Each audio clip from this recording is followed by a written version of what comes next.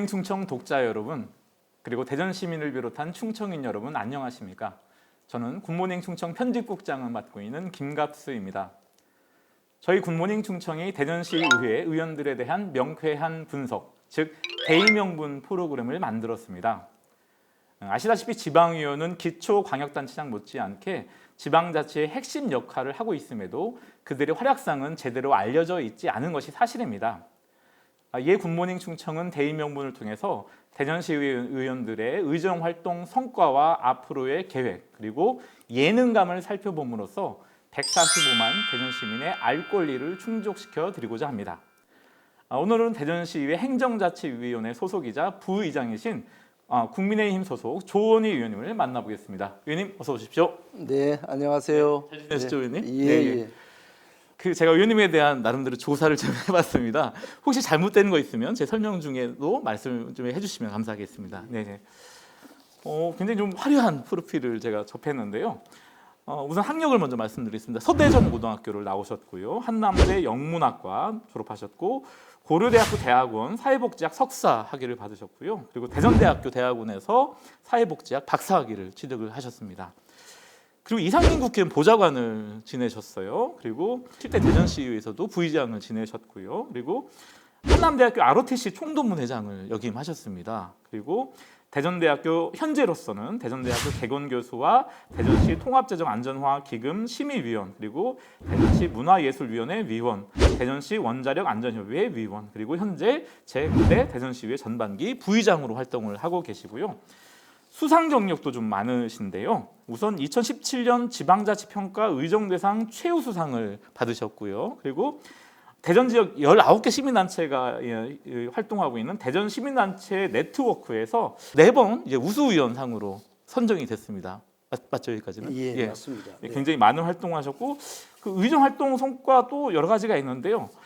조례라든가 5분 발언, 또 시정 질문 이런 부분에 있어서 굉장히 완성한 활동을 하신 거로 나와 있는데, 예를 들어 최근에는 대전시 원자력 안전 조례 일부 개정안을 포함해서 전체 36건을 발의해서 34건이 원안 가결되는 그런 활동을 하셨습니다. 5분 발언, 일본의 방사능 오염수라든가 원자력 안전교부세 신설, 이런 총 16건을 5분 발언을 하셨고요. 그리고 시정 질문, 대전예술고 일반고 전환에 따른 무상교육 현실화라든가 학교 복합시설 추진, 그리고 교권 침해 방지 방안, 이런 부분들 시정 질문을 집중적으로 하셨습니다. 굉장히 왕성한 의정활동을 하셨군요.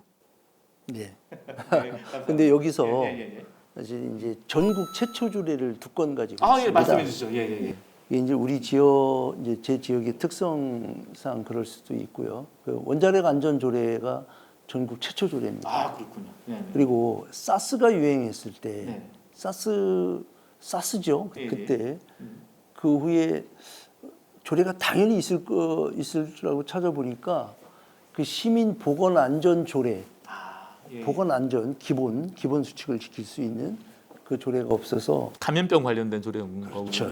그걸 이제 예방하고 하는 이 근거를 마련하는 조례가 전국에 없었어요. 그래서 전국 최초 조례를 2건을 갖고 있습니다. 엄청난 기록이시군요. 네, 감사합니다. 왜 이렇게 활동을 많이 하셨어요? 이건 뭐 지금 말씀하신 거는 뭐 일부분에 불과하고요. 또 더 많이 해야 되고 또 더 많이 했는데 오히려 조금만 발표하신 것 같은데요. 그 나머지 부분은 차츰차츰 말씀 나누면서 해보도록 하겠습니다. 본격적인 질문에 좀 들어가도록 하겠는데요. 앞서도 언급했지만 이상민 국회의원의 보좌관을 역임을 하셨습니다. 이상민 의원 제가 알기로는 사람을 채용하는 데서 굉장히 눈높이가 좀 높은 것으로 알고 있는데, 그러면 정치에 입문하게 된 계기도 이상민 의원 때문이라고 보면 될까요? 어떻습니까? 예, 뭐 정치에 입문하게 된 계기는 이상민 의원님을 통해서 입문했다고 보는 것이 맞고요. 그 이상민 의원께서 뭐 권유해서 시작하지는 않았고요. 제가 먼저 이상민 의원을 찾아갔죠. 예, 정치를 하겠다. 정치를 하겠다고 하면은 뭐 또 좀 거만해 보여, 건방져 보여서 그렇게 하면 안 쓸 것 같고. 그래서 그때가 이제 18대 때 자유선진당에 계시다가 이제 19대 출마하기 직전에 민주당으로 맞습니다. 왔을 때 이제 그때 이상민 의원을 찾아갔죠. 네. 찾아가서 의원님을 돕고 싶다. 그래서 뭐 그 얘기만 했습니다. 그래서 뭐 제가 정치를 하고 싶다. 뭐 이런 얘기도 하지 않았고, 근데 한 가지만 물었죠. 시의원이 몇 명 같이 오셨습니까? 근데 그때 별로 같이 많이 안 왔어요. 한두 명밖에 안 왔다. 그것만 확인하고 이제 그때 그 3선 도전하기 직전에 열심히 도왔죠. 그리고 보좌관 한 거는 맞는데 보좌관을 시작하고 시의원한 것이 아니고, 그래 이제 그렇게 해서 이제 시의원을 7대 때 당선이 되고, 그러고서 이제 8대 때 시의원 출마를 하지 않고 이제 구청장 도전을 했다. 예. 잘못돼 가지고 여기서 잘못됐다가 떨어졌다는 거잖아요. 예. 떨어지고, 그러고 이제 이상민 국회의원 보좌관을 2년 6개월 그때 한 거죠. 2년 6개월은 꽤 긴 시간이네요.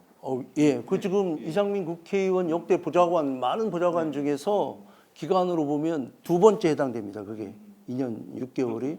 그리고 이제 이상민 의원 이뭐 인선하기 까다롭다고 그러는데, 비충구 출신 중에는 제가 아마 뭐 유일할. 맞습니다. 거의 충남고 출신들이 많았었죠. 그러시군요. 그 앞에도 그 의원님의 활동에 대해서 좀 짧게 언급을 해드렸는데요. 이런 부분들은 내가 좀 의정활동 자랑하고 싶다, 이런 것 좀 설명해 주시죠.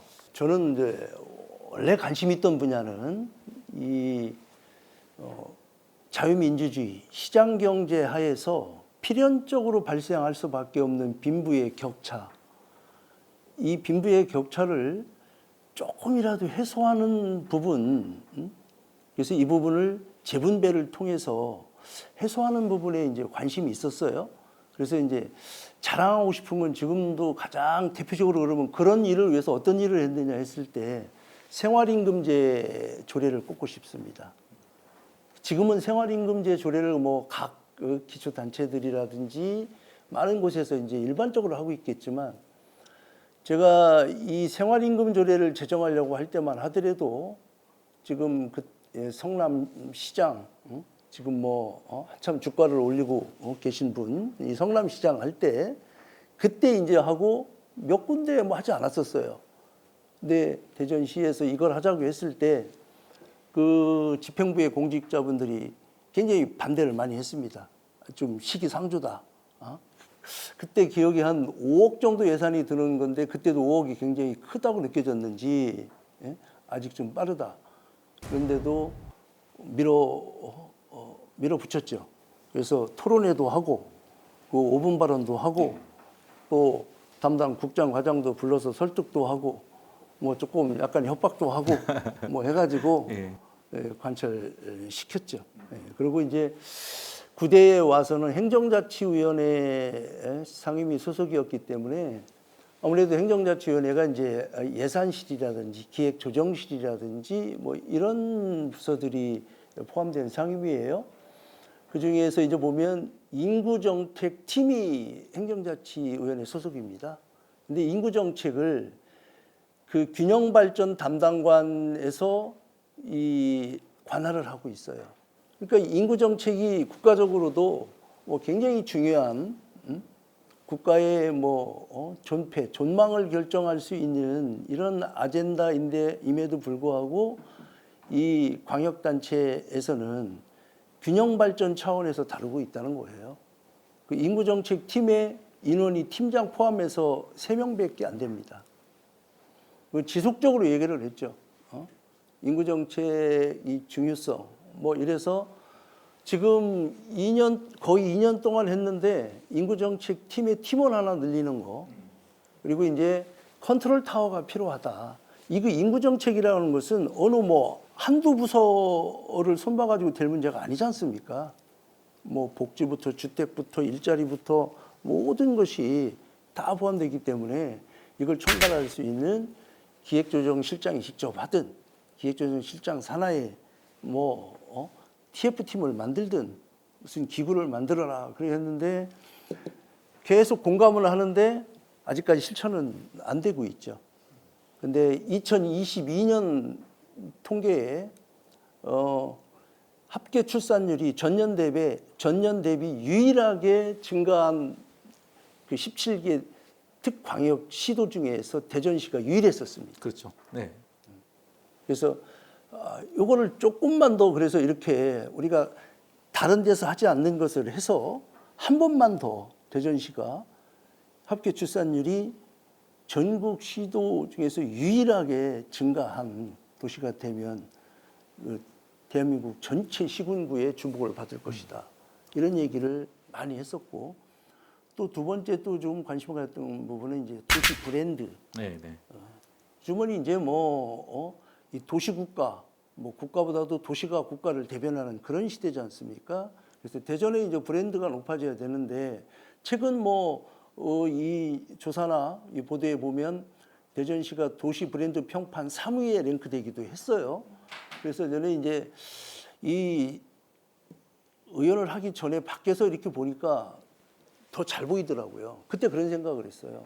대덕연구단지인데 왜 이거를 대전연구단지라고 바꾸면 대전시를 마케팅하는데 전 세계적인 마케팅하는데 가장 효율적이겠다. 그러네요. 예, 예, 예. 그래서 사실 처음에 오자마자 들어서 시정 질문할 때 그 얘기를 했습니다. 네, 네, 네. 그랬는데 시장께서도 공감은 했는데 이거 사실 쉬운 문제는 아니죠. 쉬운 문제는 아니죠. 그러니까 우리가 포항에 가면 포항제철이 있어요. 그럼 포항제철. 당진 하면 당진제철이 있어요. 어디 도시함작이 했는데 대전에는 그 과학 수도고 그 연구단지들이 집적되어 있는데 대덕 연구단지가 있다. 대덕 특구가 있다. 대전에 대덕 특구가 있다. 이거하고 대전에 대전 연구단지가 있다. 이거하고는 틀리지 않습니까? 그래서 인구 정책과 도시 브랜드 이쪽에 좀 관심을 많이 가졌었습니다. 그러시군요. 참고로 더 잘 아시겠지만 생활임금과 최저임금 많이 다르잖아요. 아까 말씀하신 것처럼 생활임금 훨씬 더 일반 생활에 있어 좀 더 현실적인 그런 임금이고 그렇죠. 그 부분에 있어서 신경을 많이 썼다는 말씀을 하신 거고요. 대덕특구, 대전특구 막 바꾸는 부분은 지금도 어떻게 보면 굉장히 유효한 것 같네요. 그런 부분에서 좀 더 푸싱을 하실 필요도 있을 것 같은데 어떻습니까? 여기서 여론 조성을 하고 분위기 조성을 하고 이건 중앙 정부나 이제 국회에서 이제 법을 바꿔야 되겠죠. 네네. 예,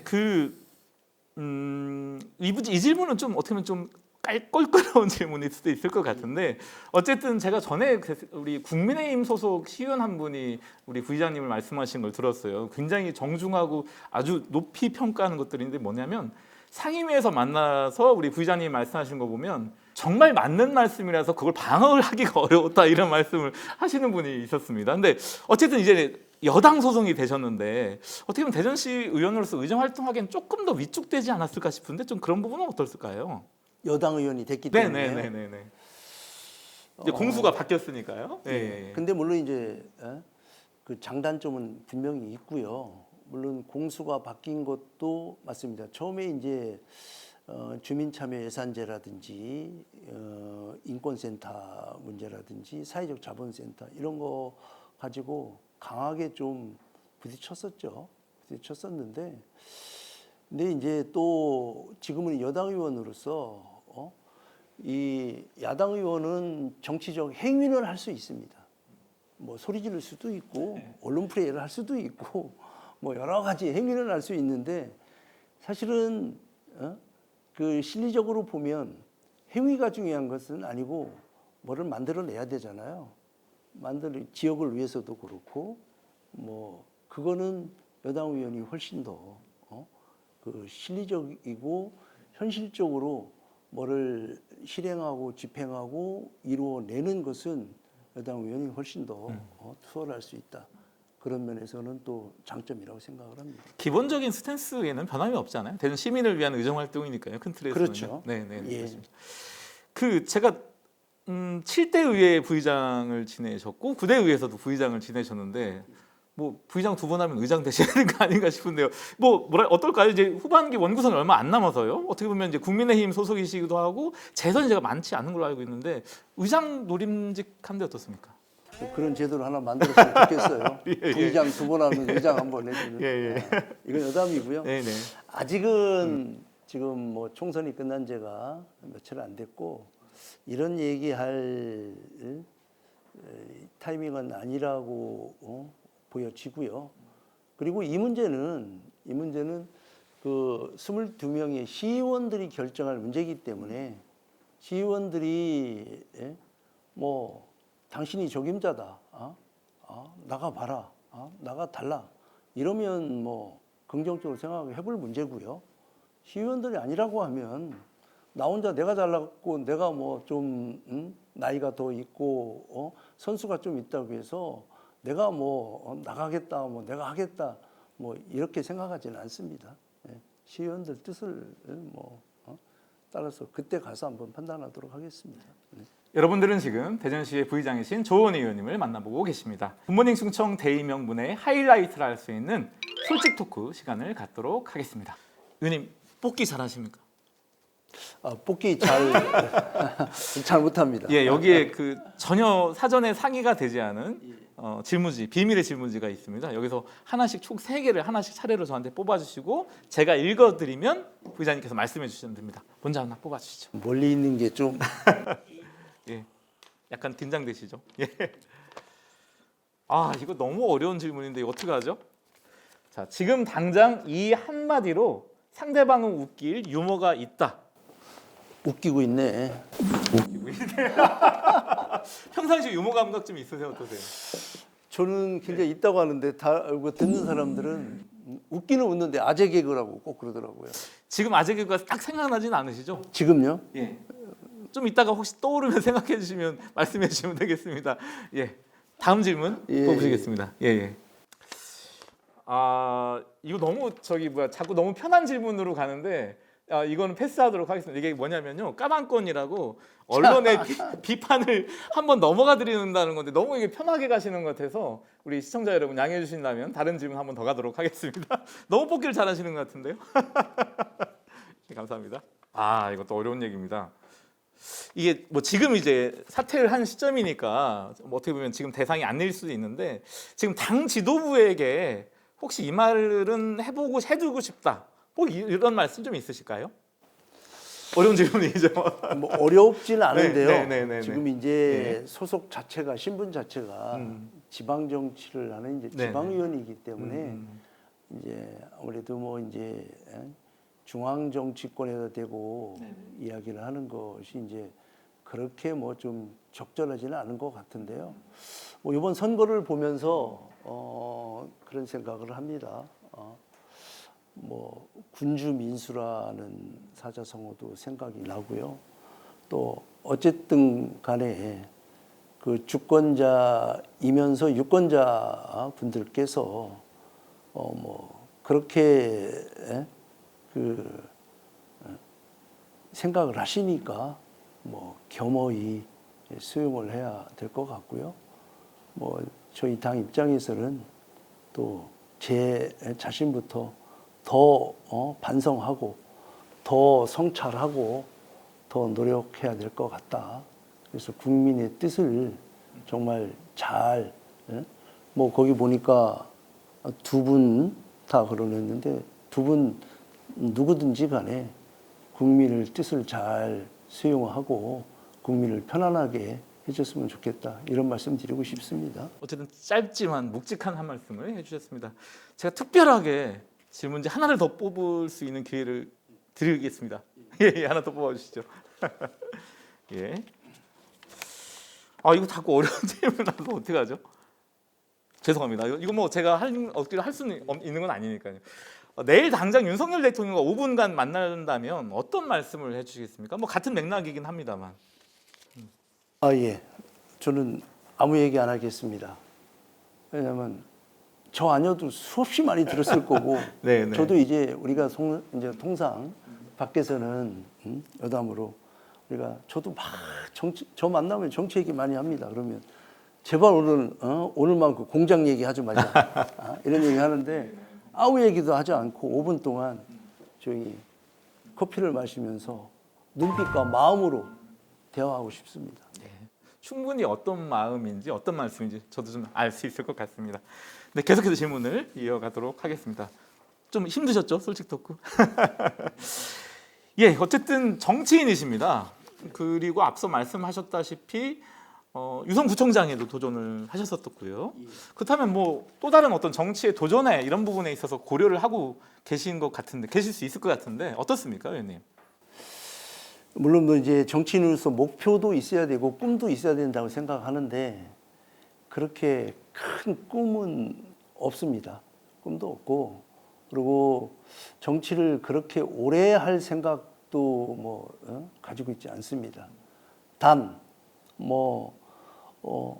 무엇을 하든 무엇이 되든지 간에 정말 이 정치의 본질, 주민의 좀 삶을 좀 바꾸고 고향인 이 대전에 아니면 유성에 뭔가를 좀 남겨서 좀 정말 기여를 하고 싶은 이런 생각은 가지고 있습니다. 또 내가 뭐를 꼭 해야 되겠다, 뭐가 돼야 되겠다 이런 것보다는 무엇을 할 것인가, 또 어떻게 기여를 할 것인가 이 생각을 하고 있고 앞으로도 그런 생각을 할 거고요. 제 방에 보면 이런 글귀가 있습니다. 나는 여기에 왜 와 있는가. 하루에도 최소한 한두 번씩은 사무실에 가 있으면 그 생각을 합니다. 내가 여기 왜 와 있는지 그런 생각을 하면서 앞으로도 지역 주민들을 위해서 노력하도록 하겠습니다. 네, 그 말씀에 굉장히 많은 의미가 있는 것 같습니다. 이제 얼마 안 있으면 구대의회 임기 반환점을 돌게 됩니다. 남은 2년여 동안 어떤 쪽의 의정 활동에 좀 집중하실 것인지 말씀 부탁드리겠습니다. 아까 중간에도 말씀드렸는데 이 저출산 고령화 문제, 그 중에서도 이제 이 저출산 문제에 앞으로도 계속적인 신경을 좀 쓰고 싶고요. 그리고 이제 인류경제 도시 대전 이쪽에서 이제 산업단지를 확보를 해서 인류 기업들과 기업들을 많이 유치를 해서 우리 대전에 있는 학생들이 또 대전에서 공부를 하고 대전에 취업을 하고 또 아들 딸들이 대전에서 살게 하는 이런 생각에 공감을 하고 있고요.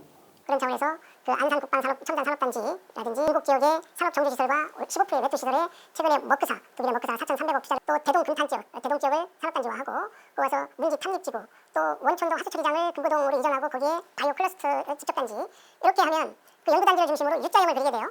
그래서 여기에서 대전의 향후 대전과 대한민국의 향후 30년의 먹거리를 창출하는 일 거기가 마침 지역구이기도 하고 해서 이런 일에 좀 관심을 갖고 싶습니다.